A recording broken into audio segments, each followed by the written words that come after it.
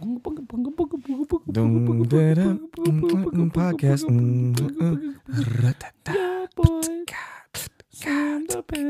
And your boy Jay. Podcast.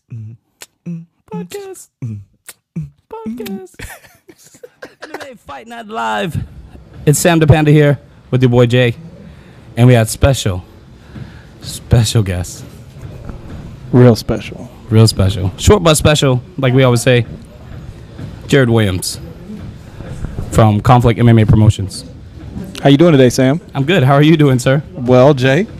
Jared, how are you? I think I'm doing okay. It's about to get fun in here, so Get funner in here. get funner. Yeah, funner. Looks hype already. Yeah, it's very hype and funner. So, big weekend for you, right?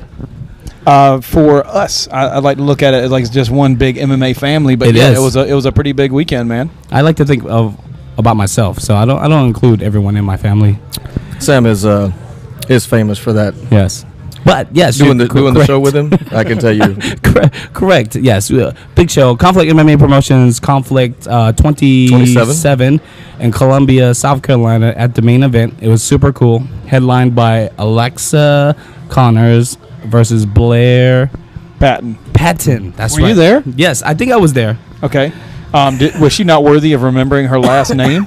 Yes, Blair, you were. I just remember Blair. She was 4-0 coming into that fight. That's right. What happened going out of it? She lost. Alexa's now 6-1. I know. Only lost to Sarge Eubanks, who picked up her first win in Invicta this past weekend. That's right. Did you know that? Yeah, I did. Yeah, she's a beast. She is. Black belt. It took her 3 rounds Yeah. to submit Alexa. Yes. And she got caught a couple times from Alexa, too. She did. It was a dang good fight. We tried to get that rematch to happen, and nobody could make that happen. Overright. We had Alexa accepting. We were accepting, but we just couldn't get that other half to jump back in. So you're saying she didn't want to take that fight? I mean, I'm just saying the girl might have improved a little bit. Oh. But she did drop to 125, so that probably is a real reason. That is, She yeah. changed weight classes. Yeah. Then. Yeah. I can see that. Wow, she's a real monster at 25. She That's really right. is. Yep. Cool. Crazy. She's a Lloyd Banks girl. Lloyd Irvin. Oh, Lloyd yeah. Banks, I think he's Oh, a that's rapper. a rapper. Yeah, that's right. Yeah. I mean, I just she might like a Lloyd Banks. Unit. That's really good. Lord Irvin girl. Yes, that's correct.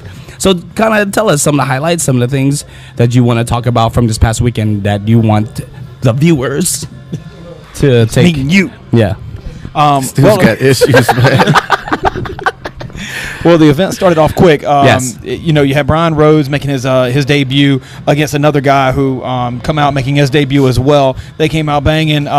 Fight was stopped first round. A flash knockout followed up by a TKO. Early ref stoppage. I think There a we lot go. of I was people waiting would on- look I at was it. waiting on it. Oh yeah, that one. Yeah. It was an early late stoppage, if that Yeah. makes any sense. He Yeah. could have stopped it on the flash. Yeah. Or he could have waited for the TKO to actually is happen. true. But he just somehow called it right But between. you know, I mean, there's refs. You know, they got to learn somewhere. And to do You it gotta on get an 0-0 experience. amateur Yeah. fight. And he didn't Yeah. endanger anybody, if anything, right? Yeah. Error on the side of caution. Yep. I mean, I'd rather the guys be healthy and go home, fight another day, and then like him not stopping. Because I have been a part of a couple of fights where my ref kept the fight going twice. Yeah. Just saying. Hitting them going, don't you think you should stop this? Yeah, you have to Yeah. look at the ref. Yeah. So. Yeah, I was sitting right there, and it was early, like you said, because when he jumped, I mean, when he clipped him, I mean, he dropped. Yeah. So you're right. If he had jumped in right there, nobody would have said a word. But the guy tried to get back to his feet, stumbled, fell on his back, and he was starting to defend himself when the ref jumps in. Yeah. And it's like, oh, no, leave him alone now. You missed your opportunity. Yeah, Yeah. leave him Yeah. alone now. But I thought the guy, even in defeat, was gracious when he got a chance to get on the microphone. All he said was like, "This will never happen to me again." Yeah. Well, and he was winning the fight. Yeah. He had started out. He come out really strong. He was Yeah. beating. He was actually beating Aaron up to start off. I thought he looked more like the much more crisper fighter. Aaron looked a little wide, but then one of those wide punches just landed. Yeah. And it's the ones you don't see. This is the one that's catching. And I definitely right. don't think he saw that one coming. No. Sometimes you go sleepy. Yep. From those. Yeah. But that fight was followed up with a 125 matchup that was really good. Malik Harris versus Yeah. Bobby Rogers. Unfortunately, Bobby Rogers, it was his debut. His opponent had fell out like 3 days before the Oh, yeah. fight, Yeah. and Malik stepped in. So we appreciate both guys taking those kind Yep. of fights. But it's a really tough debut when you've got a guy who has 4 fights and it's your debut, and he's got a similar skill set as you do. The biggest change in between the fight was one guy has experience and the other guy Yeah. doesn't. You know. Yeah. So experience matters. I mean, especially at the amateur level. Yeah, definitely. Yeah, man. And so or professional. we look for Bobby Doe to come back for us. I think he's going to be a heck of a fighter. Yeah. He showed some skill set in that fight that he was bringing the fight to Malik and was really wanting to stand and bang. I think he was trying to please the crowd, and we appreciate that. But Malik implemented as well. Yeah, it cost him. Yep. Yeah. But then we jumped into, there was obviously some more than a couple, just the fights we're going to talk about, but specifically want to get to Joe Gibson and his opponent Jeremy Cooper out of North Carolina. Joe came in from Georgia, and Jeremy come out of North Carolina. I got those guys mixed up a lot.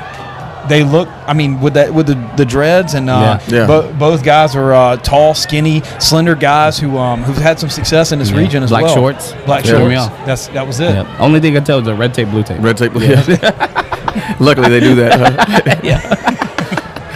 So we'll put that out there, but only to preface the fact that Joe finished with what nobody's going to believe. But thank goodness we videotate these fights, which was a rolling go-go plata, which he called an omoplata, which kind of makes me worried that maybe he didn't even know what he did. Yeah. Sometimes it's like, just it feels good. Just do it. Yeah, this is beginner's luck. Go plata. I pulled the neck.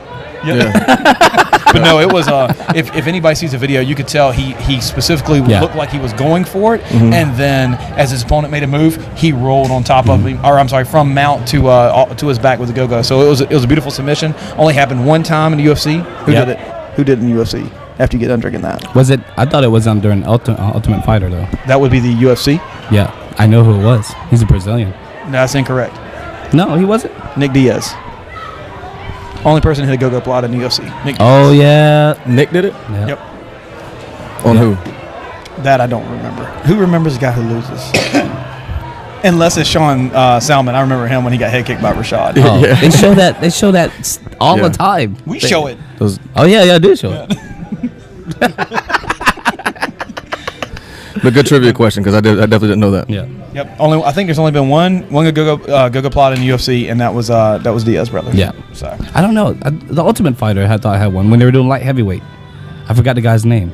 I don't know. I'll let you do the research. Y'all are the media newscasting kind of guys. Yeah. But we're fans. We're not like nerds. What does that make me? Fan nerd. Okay, I got that. Yeah. You could be fan nerd, but you're actually Fan nerd. used to be athletic. You used to be an athlete. That feels so long ago. Yeah, athlete. How you say it? I used to be athlete. But no, following on that fight, man, it just got the night just intensified through each fight. After the Gibson fight, we ended up having the fight of the night, which was Devin Richmond, Howard Washington. Both guys came out. I thought that Howard looked like the much better striker, the cleaner, crisper guy to start off with, but Devin was just writing those checks. It was going to be cash later with his body shots. The body shots, He was throwing them hard and he was throwing them fast, and that carried over to the second round. He's still landing them, and then Howard starts to kind of cover up, and I think he's trying to play a little okey doke is what's going on, but instead he just stopped firing back after. I mean, it was just overwhelming barrage from Devin. So it was a great debut from him versus Howard. We look for Howard to come back and fight for us very soon. That's gonna be good. We had a little intermission in there where we called Sarah McMahon in the cage, so that was pretty cool. Yeah. Sarah's been to our fights quite a few times, but first time in Columbia for us. So true. Yep, we were happy to have her there. Sarah McMahon. Yep, she was supposed to fight for us in Greenville, and nobody in the United States wanted to fight against her. So they just go ahead and sign her to the UFC right after that. Sounds like a good idea. Yep, and that's what happened. Yeah, that's usually what happened. Yeah. She was ranked number 5 in the United States, wasn't signed to the UFC. Yep. We had one girl out of Washington, D.C. that was willing to fight her. Wanted more money than a regional promotion pays. Right. And we still came up with that money, and she still turned it down. Oh, man, that's crazy. I don't know. So what, you took the excuse away? She was like, my cat's sick. Oh, man. But you know what? I don't know, man. If you ask for money and you get it, just do it. I think that's money you ask for. I totally agree. If you put me up against a world champion grappler, I'm gonna ask for that kind of money. And if you come up with it, well, what I gotta lose? I got that money. Well, that's why they're paying you that money to take the chance to lose against that. But you never know. You always get this chance. Yeah. Get one of these. You can't miss. Very true. Co-main event, Cody Minette. You usually bring terrible radio. What are you talking about? That is true. Why do you think he's here? That is true. He helps. The show is much better when Jay's involved. Yes. The co-main event was Cody Minette.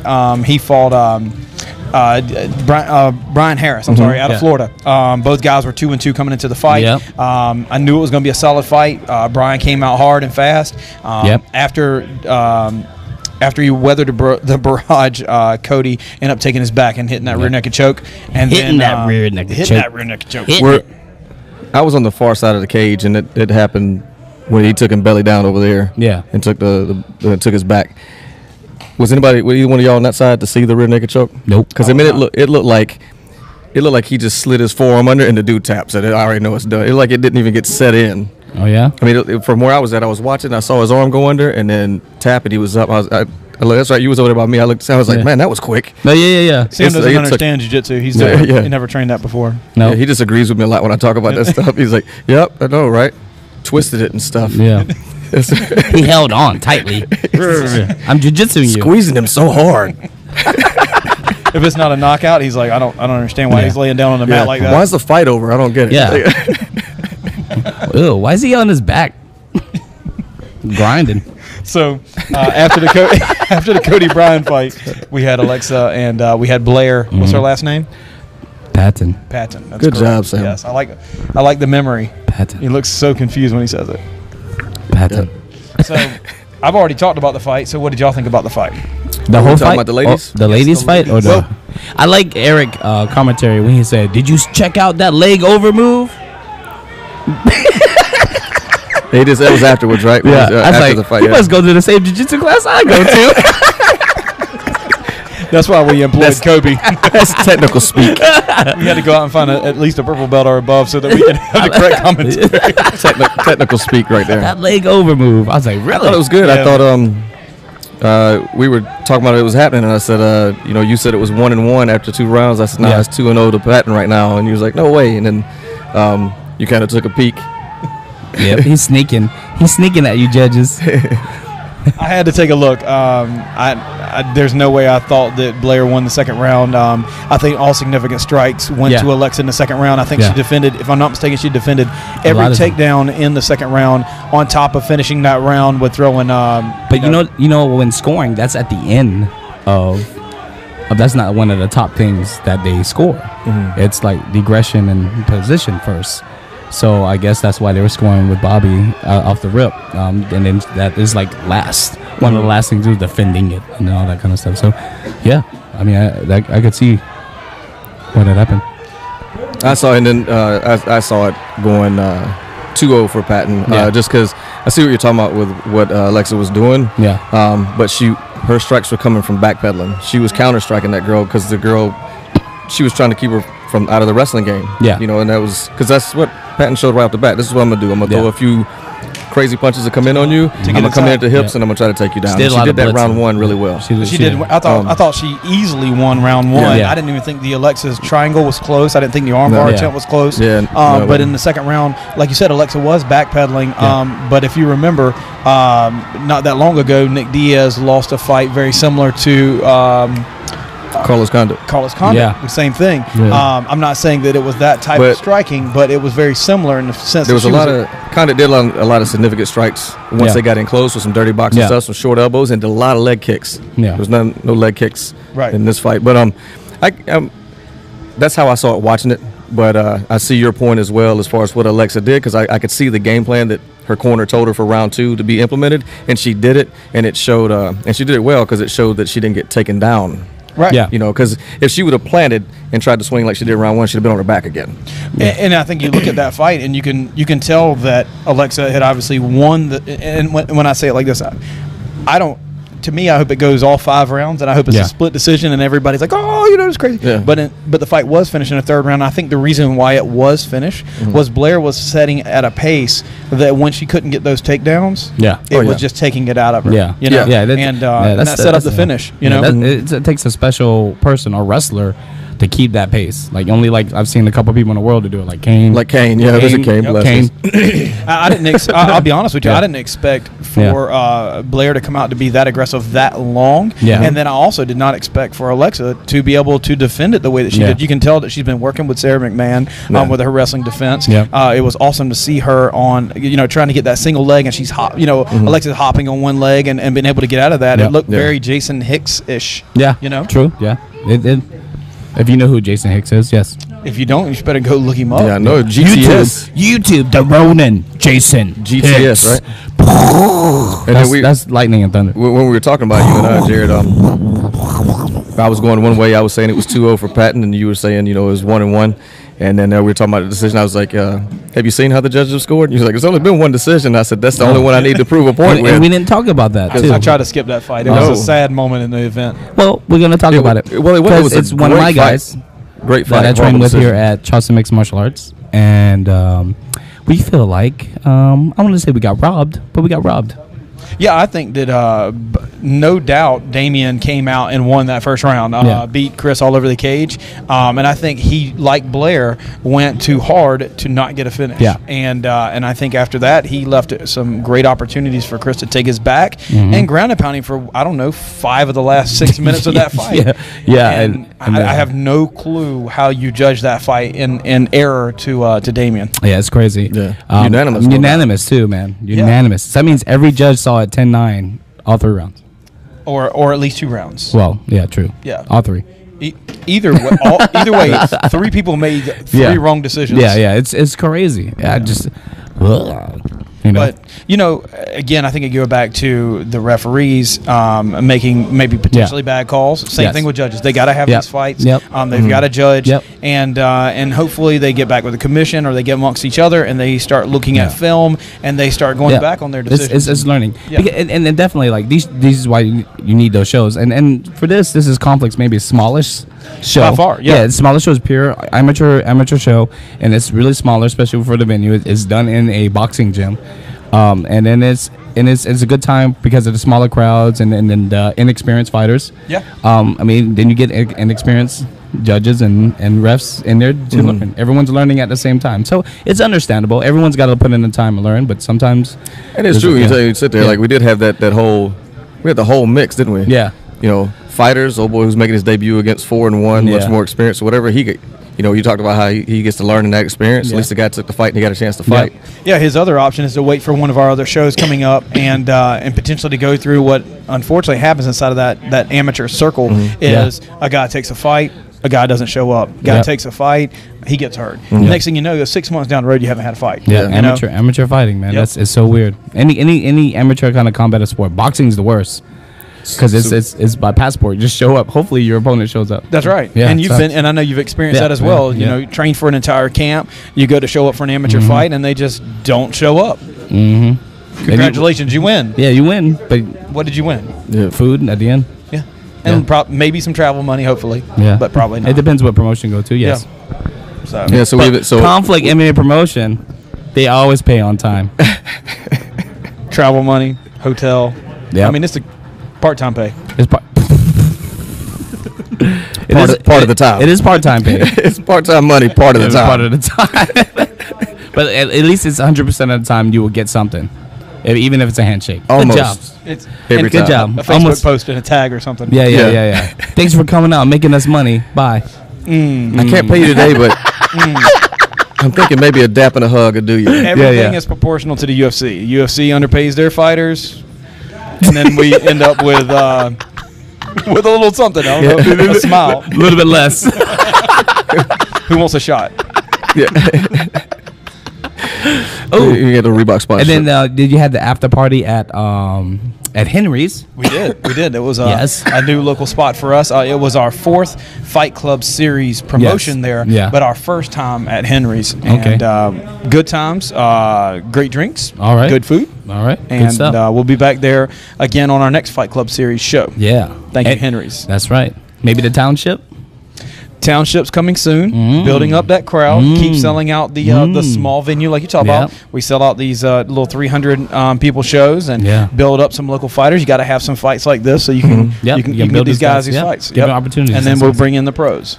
Yeah. So we had Sam and I were talking about it prior to the show on Saturday, whatever else, and we were kind of looking at it. We're like, I'm not sure we're excited for this card, you know, and and then Sam brought it up. You know, it's an all AMI fight. It's all amateurs, whatever else. Yep.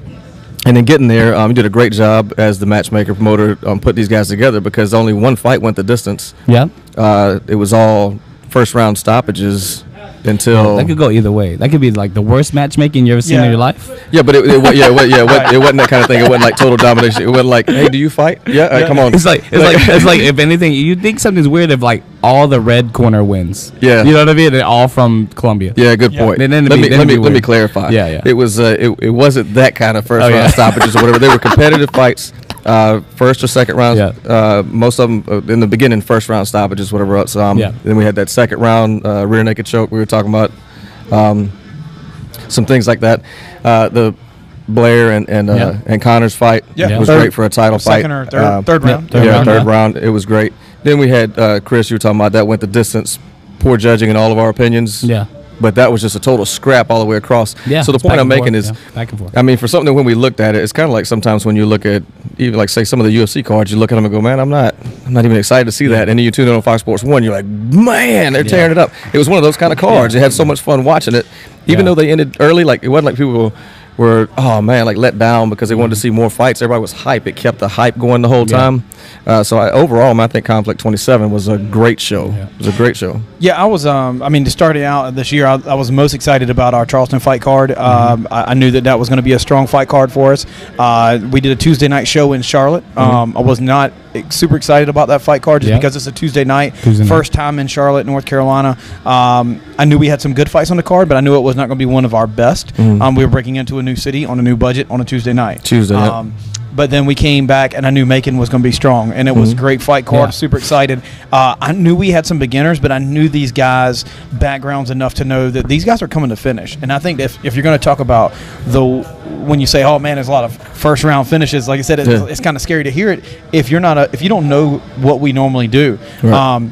But everybody now should know at this point that we have fighters in there to come to finish fights. You know, and whether it's even in the Chris Davis fight where it went to decision and he lost the fight against Damian in the second round, there was an argument that he had been on his back and punched him enough to stop the fight. So but man, I went in there thinking if these guys perform the way that I think they can perform, they're going to be 5 out of 8 that should be really good fights. And I think the guys did that. Yeah, they did a great job. Speaking of great fights, Conflict 28. I'm stoked about this one. Yep. Hardyville. Yep. 3 weeks away. At the Music Vault. Yes. It's a vault and has music in it. And a cage now. On May 16th. Hardyville, South Carolina. Yeah, it's going to be a great event. Give us that lineup. Yep. Well, it's right there on Speedway Boulevard, and it's 8 miles from downtown Savannah. Oh, sweet. So it's a perfect event for us to get out of the Civic Center, which when you do the big shows and you do the pros and you do the amateurs and everybody's got a great crowd going for them. You go to the Civic Center, you put 2,000 plus in Southeast. By the way, that's a big crowd. Yeah. But you put 2,000 plus in the Civic Center, there'll be great events. Right now, we're in a situation where a lot of the pros we've been able to graduate them. Wesley Barnes is out at the Ultimate Fighter tryouts today. Josh Blyden is out at the Ultimate Fighter tryouts today. Moosin's out there at the Ultimate Fighter tryouts today, and everybody who is pro are making big strides, and they've been able to do that by utilizing the show. Right. So now it's our job to build that next crop of guys, and so you'll see those guys on May 16th. You'll see Kobe Wall headline. Kobe Wall's 12-1. He's coming out fighting Bart Weeks. Bart Weeks is known to be a banger. He was our 145 champion who has now grown up into he can't make 145 anymore. So he's a 155er. Them boys are going to come out and finish a fight. There's no way that fight's going to decision, and you got I don't even know what the way to say it, but it's the Southeast most popular fighter in Josh Collins. Yeah, that is true. The only amateur fighter I know to bring 1,000 people. It really makes sense. Yeah, I mean, dude, the Civic Center is him. People come to see him in the Civic Center, amateur fighter. Good for him. Yep. And so Josh will be on the fight card again. Yeah. We got a stud 145 coming up through the ranks right now with Robbie Collum. Robbie's 4-0. Oh yeah. Very solid wrestler. Yeah. Yep. Yeah. He's got very good. He's got extremely tough test. He's fighting Karar Al-Saidi. Karar's fought for us once. He's 3-1. Karar can wrestle, but he's mainly heavy-handed. Okay. He fought Austin Drake back here in Charleston. I believe you knocked a guy out on that card, and he knocked out. He knocked out his opponent, and his opponent did one of those face first timber kind of things. Oh yeah. So those are good. Yeah. But it's just it's literally stacked from top to bottom. We've got a lot of up and coming guys. Like I said, Malcolm Stanley, he's 2-0, 155 coming up through the ranks. Joseph Creer's wife, he's our 185 champion. His wife Shantaine is making her debut. Whoa, nice. Yeah. Good job. Yep. That's a family right there. Get it in. Fighting family. The Bad Apple family. The Bad Apple family. Yes. Now I heard Little Birdie told me that there was supposed to be a special grappling event that evening too. I just, no, I'm just gonna put it out there because this is what I heard. So, I mean, it's supposed to take place with someone that's a Hall of Famer and someone that's maybe Promoter of the Year. That's supposed to clash. All right. Justin Flood, he was supposed to fight Casey Colias, but neither one of those guys fit that description. And Justin came here and trained. He's at the Ultimate Fighter tryouts today as well. He rolled with Casey. I think that grapple match is probably off now. I heard about that one. Love you, Justin, but that dude's on a different level. Yeah. But I think you're referring to myself and Blake Grice. Yes, the scruffy little, not little, he's a very tall gentleman. Yeah. That doesn't live up to his end of the bargain. When you give me $20, I'll give you a shirt. My mom will bring it. Yeah, my mom will bring it. Yeah, my mom will bring the shirt that you paid for, and but no, I forgot it. Hold on, I'm gonna need to get that $20 back. By the way. Oh yeah, that is true. But so I can see y'all grappling going like this. I hope not. But I would like to see that. Is that happening? I heard, like I said, there's a rumor. Happening May 16th. Okay. For a few reasons. Yes. No excuses, but I am a rather busy individual right now, and there's 3 weeks away, and I cannot dedicate myself to training. Plus, this dude's got like 14 years as a blue belt, so he only gets. There's only 2 submissions he's allowed to win with. Is what was on Facebook. Oh yeah, that's right. And it was via arm triangle or regular triangle, and all the money would go to charity for the grappling match. That fight would, or that grappling match would raise money. It would raise a little bit. I don't know a lot, but a little. Look, do you know how many boxes of ramen noodles you can buy for $100? A lot, yeah. Yes, I do. Yes, I do. I went to college. That would be fun to watch, though. But that would be good. Speaking of exhibitions and stuff, I know there was a talk about a possible like kickboxing, Muay Thai exhibition, anything going on. Maybe a certain somebody we call Panda could maybe jump in and. Oh no, there's no exhibition. I get paid for that. Yeah, there's no more free stuff from him. Yeah. He's now only he can only get paid to fight. But so paid in Cheetos. We can pay him in ramen noodles. You just heard how excited he got. I'm already $20 on this thing. No, but it's a serious question. I keep talking about it all the time. When we get a chance to see this guy fight, any opportunities where we get a chance to get him in there? We're looking at July in Charleston. Now, granted, that's if he gets the time and the accessibility to be able to train. Yeah. But we're looking at adding some Muay Thai for the first time on our cards. Nice. In the Charleston fight cards. Right. So he's trying to be game on. Yeah. Good deal. I know he's been itching. So yeah, that's not from MMA. Yeah, I know, right? Probably from some of this. Yeah. This? Yes. I thought it'd be more like this. All right. Oh. I don't know what to do now. So, conflict 28. It's got a little conflict going on right now. Hardyville, South Carolina. We want to thank you, Jared, for always coming on our show and bringing the funk, the freshy funk.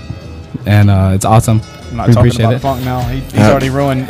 No idea what direction he's going. I just kind of sit here and wait to try to smooth it out after he screwed it up a little bit. No, we do appreciate it, though. Like always, we appreciate what you do for the sport and MMA in the Southeast. And conflictmmapromotions.com.